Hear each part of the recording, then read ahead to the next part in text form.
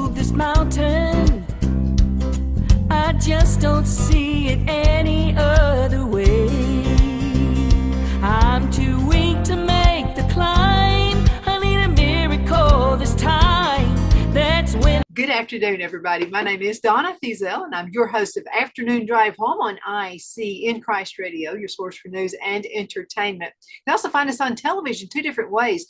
North Alabama, you can find us on channel 182, and that's on Charter Communications. And then Emily didn't know this, but she's on worldwide television right now. And that's on Abundant TV, which is found on Roku, Apple TV, and Amazon Fire. I've got Emily Sims with me right now. She's with Shepherds Cove, one of my favorite places. We love you guys. And so anyway, you're talking to the world right now about Shepherds Cove. and you look very beautiful. So there you go. There you go. Emily, let's talk. You're going to be talking to a lot of folks you've never talked to before. Okay. What is Shepherds Cove all about, and what is your role there? Okay. So Shepherds Cove is a nonprofit hospice. We service 9 counties in our area.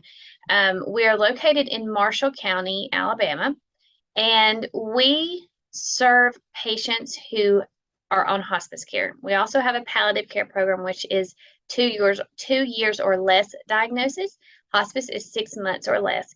Our purpose here at hospice is to serve with a servant's heart, and that is to provide exceptional quality care to all of our patients. One thing that really sets us apart is our indigent or charity care program. We're able to do that through the foundation, which is what I do. I'm the foundation director, and we raise money through fundraising, memorial gifts, things like that, to where if a patient comes to us and maybe they have some insurance, but it doesn't cover all the cost, or maybe they have no insurance, we're able to provide the same care to them as we would to not a paying customer. So we have never had to turn anyone away. We pride ourselves in that. And last year in 2021, yes, we gave away $405,000 in indigent care in our program. So we are able to service them through not only their care, but through medical equipment, some medications, things like that cost a lot of money. And if you don't have insurance, those things start adding up. And so the program itself pretty much is just a relief program. It helps people to just enjoy those last days, make memories, and not have to worry about a financial burden. So that is something that we pride ourselves on, that we are so happy we're able to provide. And we currently keep, anywhere from, 3 to 7 patients. It just depends.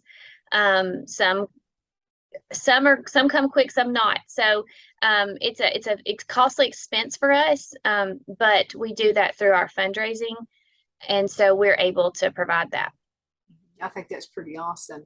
Now, you guys are also available in other counties. I know DeKalb County, right here where I live, you guys are really the pride. And so thank you for everything you do in all the areas. Yes, we are. We have a lot of patients here in Marshall, some Etowah, DeKalb, Jackson, Blunt. We service a few other areas, but there are so many hospice in those areas that because we're in Marshall County, we sometimes don't get out into those farther away counties, but we still will service them if they ask for our service. Absolutely. I know you do a lot of fundraisers, but I wanted to mention thrift shops, one of my favorite. Sure. And I'm going to tell you, Emily, I just don't like to shop. I really don't. But I actually love going to Shepherds Cove thrift shop. And I'll give you another shocker. My husband's beginning to love it. So that's a real shock. And so anyway, we really love it. As a matter of fact, I picked this shirt up for $3 last week. And you can find some really nice things out there. But more importantly is you're having a great cause. You mentioned all the care you give to the patients, but also the family members of the patients. Right. Yes, I mean, you don't know what to do. I remember when my grandmother and my granddad were passing away, I didn't know what to do. And I mean, it was just like, but just to have somebody who can say, odds are this might happen, and just tell you, blunt and in great, awesome terms about what to expect, because Right. when the baby's born, I looked for that manual when Brad was born. I didn't see it anywhere. No, me either. There's no manual that gives you during birth or when it's the end of your life. Right. There's not, and even though both of those things seem to follow a normal routine and a normal pattern, there's always going to be somebody that doesn't follow that routine. Mhm. And sometimes that's hard on the families. If they kind of expect, like, well, we kind of expected these things to happen, and they did not. We have a bereavement program specifically designed for grief counseling. And so any one of our patients, and even patients, people who have had other family members die from traumatic things or in other hospice care, we offer that grief support program. We have individual grief support, group grief support, and then we also have a grant where we're able to do it in the school system for children. So anytime that there's a person who's passed away, whether it be traumatic, whether it be in hospice care, um, death is unexpected regardless, and it's hard, and it's not always easy to talk about. And so this is just an easy outlet for them to go and meet with other people who are like them and express what they're going through. And sometimes those people in those grief support class have been in there for a while, and they can say, I went through the exact same thing, and here's how I coped with it, or these things helped for me, or try this book. And it gives people hope to be able to get through those hard days. That's right, because when you go through things, I mean, you think you're the only one who has ever suffered through, particular things that happen in life. I mean, Right. And it's just so good to have somebody holding your hand. When I was growing up, and this is a long time ago, back in the 1960s, 1970s, and back then, like our grandparents, and my dad was pastor of a church, and you know what it's like, your father-in-law is a pastor of a church, but a lot of folks that have never been in the ministry before don't understand, because we would go to every funeral home, every funeral in the community and all this. So we kind of grew up knowing about all that. Yeah.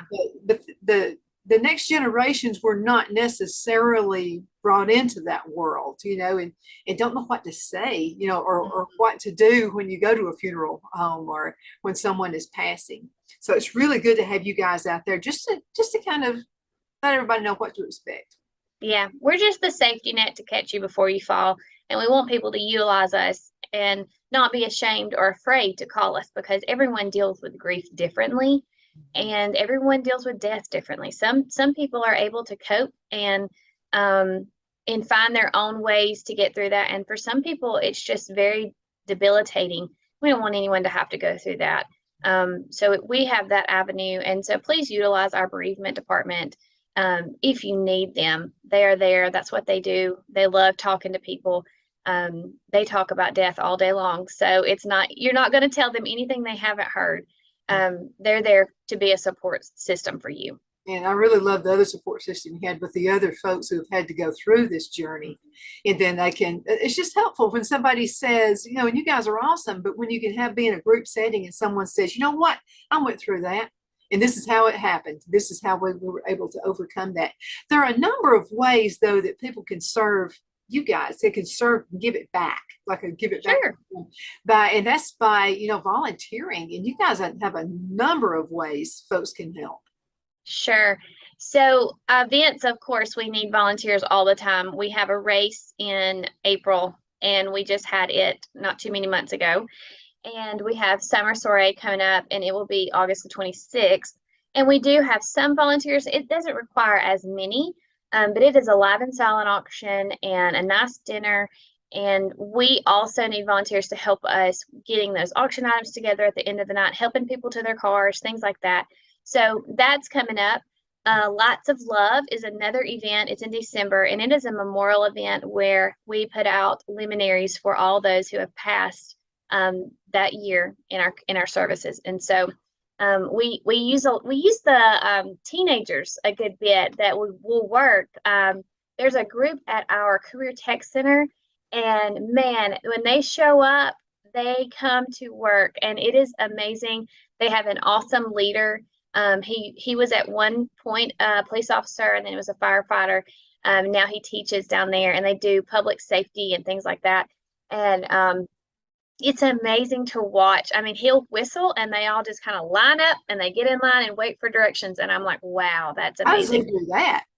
Yeah, it's Can you awesome to explain that? watch. Yeah, and he divides them out and tells them what to do and where to go, and they do it. And they have been a huge help to us, Mhm. as well as some of the other local groups that come and volunteer, maybe beforehand, not the night of, but we're always looking for volunteers. And then we also have, if you wanted to become what we consider like a full-time volunteer, um, there are some that they have to go through some training and things like that, but it's they work more with patients, patient related things, delivering things to patients, sitting with patients, those type things. And that helps us in the long run with some of our funding that we receive.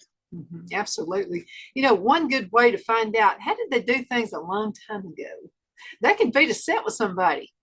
And they're Yeah. always glad to tell you about how they did it back in the 1940s and 1930s or the 1950s or whatever. And you can learn a lot. You know, a lot of folks now want to garden, you know, so because, you know, the price of things have went up, whether you like it or not, they have. And so a lot of people are showing a lot of interest in gardening who have never done it before. So sit down with somebody who's had a garden and just listen to them talk. You'll get so much information, valuable stuff if you have Yeah, a good garden. that's very true. And we hear all kinds of stories about families and things that they learn, and so it's an interesting concept to be a volunteer for hospice, because you think, man, I don't know if I could do that, but if you can get past the main point of what's holding you back, which is that that person is dying, and get to the point to where you get to sit with someone in their last days and learn from them and absorb those memories, that's special. Absolutely. You know, and then other ways you could do it is by working in the thrift shop. You guys have some talented people who display that stuff. Yes, our thrift store is booming, and it's all because the community gives donations. So maybe you can't give your time, but maybe you can give donations to the thrift store. So if you ever have, things you need to clean out, clothes, home accessories, furniture, anything like that, and you just don't know what to do with them, you can take them by the thrift store and drop them off, and they will put those suckers out on the floor and sell them. And it is today, Tuesday, is the day after restock day, and it's like Black Friday in there. Yes. Yeah. And people are actually standing in line for that. But no, no, I wanted to mention this. There are other great days. I usually go on Friday. And Oh, okay. Friday's a really good day. And whoever donated this, I sure do love this shirt. I mean, I really do. And my craft room is full of stuff. Now, my craft room and my studio, home studio here at the house, is all in one area. So when people come in, especially men, they get really jealous with all the tools and stuff I have. And I'll say, look, I didn't pay anything for this stuff. You know, one guy told Phil, my husband, said, man, you spent a lot of money on her. And Phil said, actually, no, she knows how to find the deals at Yeah. Shepherds Cove. And men love going to Shepherds Cove also, the thrift shop, because I mean, there are things I've turned away I didn't quite know about, but Phil knew. And if I'm there by myself, I'll think, I wonder if he'd like, I'll take a picture of it and send it to him. And he'll go, you better grab that before somebody else does. And then the other thing that's really important too, if you see something you like, I saw the most beautiful leopard. I love leopard skin. I found the most beautiful leopard skin chair. It was just gorgeous. Well, I was running around filming, you know, so I didn't get it. Well, a lady saw me filming it, and I said, I'm going to get that as soon as I'm through. She reached over there and grabbed the tag and she went and bought it. So you can do that. So if you think, well, you know, I don't want to tote it around a stool or something, all you have to do is just grab the tag, give it to the girls out there at the counter, and they'll hold it for you. Yeah, that's so true. I was at the office one day and I happened to be on Facebook looking, and they had posted some stuff that they had put out, and there was 2 or 3 dresses, and I was like, oh my goodness, I love those dresses. Uh-huh. And I mean, I literally was like, I'm taking my lunch break, and I went to the thrift store. We're about 7 or 8 minutes from there, and by the time I got there, it was gone. And I was like, good grief. I mean, it was so cute. Yeah. One of them was still there and I bought it, but the other one, it was gone. I mean, if they put it on the little mannequin rack, it seems like it gets gone so fast. You can count. Oh, and Christmas stuff is still there. It is. I think it either ended Friday or it ends this Friday. It's not there for much longer. And then as far as I know, they're opening up their Christmas shop in November. Is that when they do it? It's like right after Halloween, they'll get that Christmas shop up and going. And so all the proceeds that the thrift store makes go back into the foundation, and all that money then is distributed between all of our programs, including, charity care, honoring veterans, Last Wish, patient assistance, all the things that we're able to fund for our patients. It just helps, put a cushion in there and provide all that. Absolutely. You can get this frequent shopper card, and I think you get a percentage off. And they're always asking me, if I'm going to use my card. And I say, I feel guilty because I'm already getting great prices now. So I never use it, but you can. And so it's a card, you'll save a little bit. Now, what they'll do is they'll stamp it, or they'll put a hole in the bottom of the card. It's kind of like a little business card or something. You get so many, well, then you get so much off. So that's something you have to check into as well. But now you can also volunteer. I love Cove Crafters.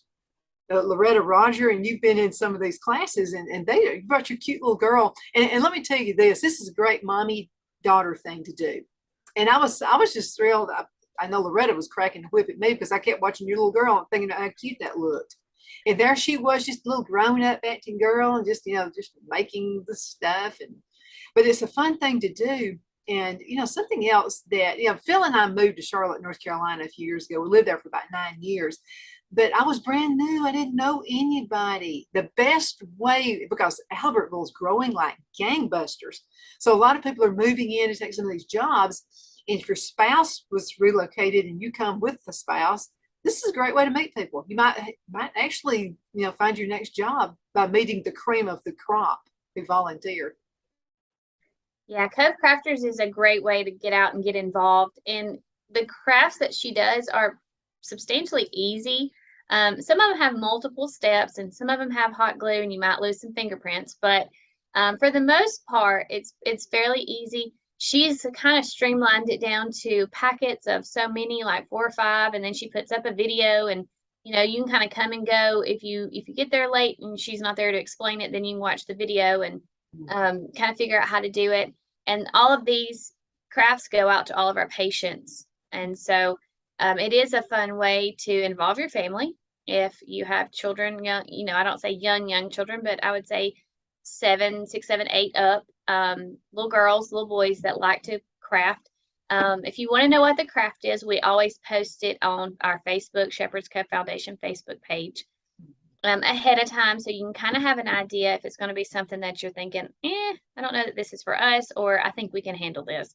But our Shepherds Cove Foundation page has that on there, as well as an email address. And the reason we ask you to kind of RSVP to this is Santa Fe graciously provides dinner for all of these things, and we do them once a month.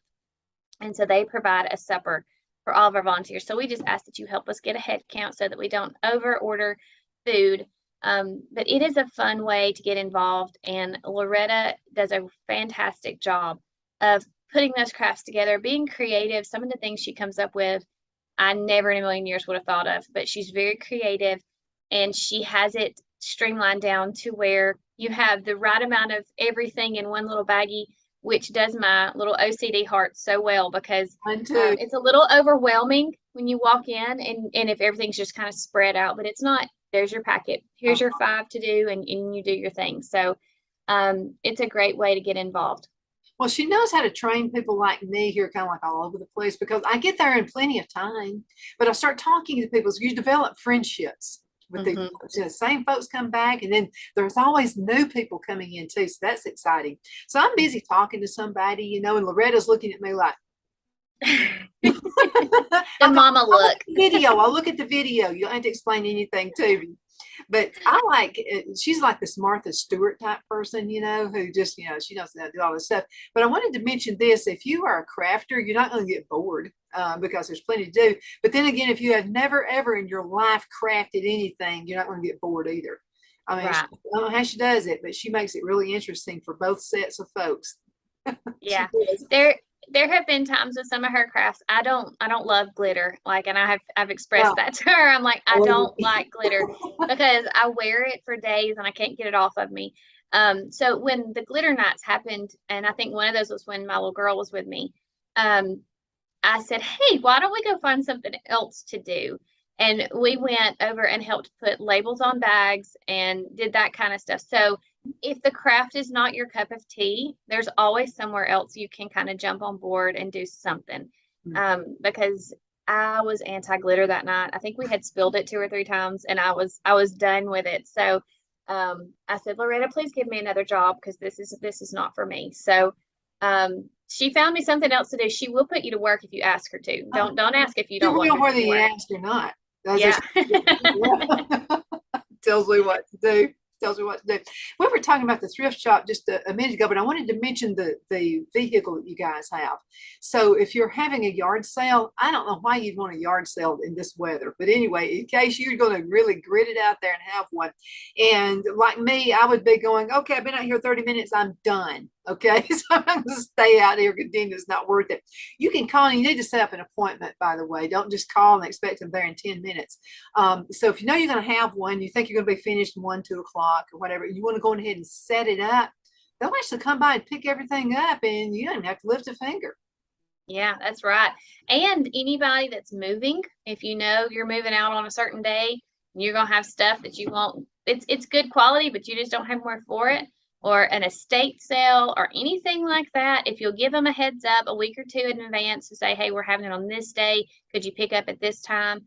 They'll come over there with their hand trucks. They'll load it all up, make sure it's all good and taken care of, take it back, unload it. And especially furniture, it goes very fast at our thrift shop. So anything like that, they take it and put directly out on the floor. It doesn't sit back in the back. It goes from the back door to the front door. So they stick it out there and it gets gone real fast. And I have seen some beautiful furniture out there. There was one that was like a distressed wood. It looked like, I don't know, planks of wood, I guess, put together. I don't know how else to describe it. And it looked like a little boy. And I have a 2-year-old. And I showed my husband and I said, do we have anywhere we could store this until we need a bed for him? And he was like, I don't know, but that is so pretty. And of course I didn't think anything else about it. And I'm sure it's gone, because that was a while back. But anything like that you see, you better rush down there and get it, because it does not sit there long. I see a lot of businesses, and this is a great thing to do if you're a business, because you can write this off on your taxes as well. Well, everybody can write it off on their taxes. You know, right. Business. But I've seen a lot of folks that get rid of their inventory. Maybe you ordered too much of something, maybe too many widgets, and you didn't sell them. You don't want to put them in storage because you're having to pay for the storage. But if you'll call Shepherds Cove, they'll come and pick that up too. Man, I saw some awesome collector football and baseball collector cards. Did you see those? I haven't, no. Well, they're all about gone now. Somebody had quite the collection. Yeah, I'm sure. And for a collector, they probably went in and just paid whatever they asked for it. There have been things that we get in there and they don't know what it is, and they'll Google it and it's worth, hundreds of dollars.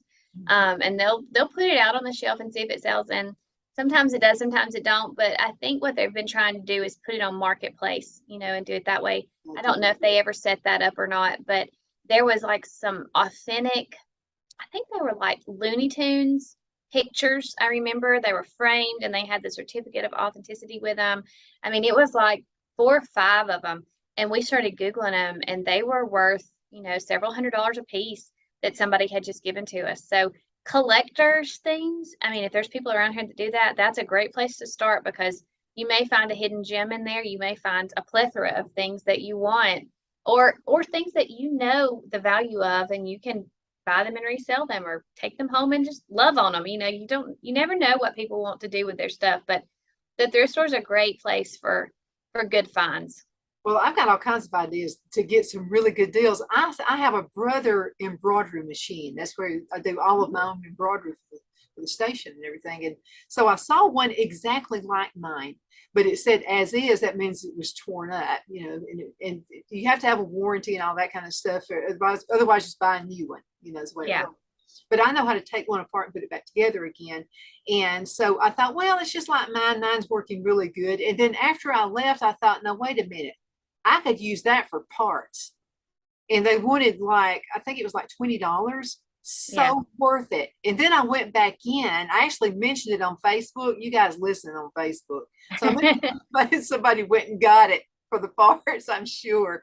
But I Yeah. mean, anything like that, if you've got a machine or anything, kitchen appliance, I'm always breaking the coffee mugs. I just I've got an issue with that. And we can't live without coffee. I mean, you have to be around the No, kitchen. me either. Phil has a timer set, and I'm getting in there holding my mouth under the spout. Yeah, I mean, I'm that bad. So we bought several pots, like $1 a piece. Well, if you buy a replacement, you go to Walmart or whatever and buy replacements, they're going to be a lot more than $1. And so I just get them because I know I'm going to break them. I just always do. So I get a stash of them. And craft stuff. Oh, you're going to laugh at this, Emily. So I was there, I think about 2 weeks ago, 2 Fridays ago, and I saw a whole bunch of paper. You know, Loretta does crafting, you know, with paper crafts and stuff like that. And I was so excited. I found these like boxes of paper just all over the place. And you could see me on the video saying, I'm going to get Loretta like right now and tell her. And then I looked at the box. It was her name. She donated them. How funny would that have been if you would have got it as a surprise and been like, I got you this stuff. And she'd be like, I got rid of that a month ago. What are you bringing it back for? Yeah, that would have been what she would have said. Why are you bringing that back to me? What is wrong with you? Did you not see my name on Oh, that's so funny. But, you know, I found lamps. You can repurpose anything. And everybody wants to buy this wind chime for me, and I won't sell it. And what happened was I found this lamp, and it had some metal horses on it. And so it's kind of like, you know, the plate is right here, and then the horses are on it, and then here is the thing here for the lampshade and what have you. Well, I took the lampshade and all that off, and I took the horses off. And so what I did is I turned it upside down. So I had this little thing right here hanging, and I put the horses on cord. It's the most beautiful thing you have ever seen in your life. Everybody who goes to cowboy church wants that. And I'm like, no, it's not for sale. And I think it was like $3. And so I just soldered, and I just took, you know, off what was on there, just redid it and made wind chimes out of it. Wow. You're crafty. You never know what you can just use your noggin right now. When you go, don't go on lunch hour. Go when you got some time to look in boxes and stuff. Okay, Emily, 45 seconds left before we end. How can folks get in contact with you guys? So you can get in contact with us just by simply calling the office. It's 256-891-7724. My name is Emily. I'm the foundation director. So if you're looking at ways of helping with fundraisers or giving donations, I'm your person. And then if you're looking to be a longtime volunteer, you can get in touch with Lynn Stone or Karen Denton. They're our volunteer coordinator and chaplain coordinator. So they should be able to help you with that. Or if you don't know who to call and you just have a question, just call and they'll direct you to the right person. But if there's ever anything that you need questions answered about hospice care, palliative care, you can always call, talk to those directors, and they're more than happy to just give you information. That's what we want to do. We want to make sure that you're well prepared and you understand. Emily, thank you so much for being on the show.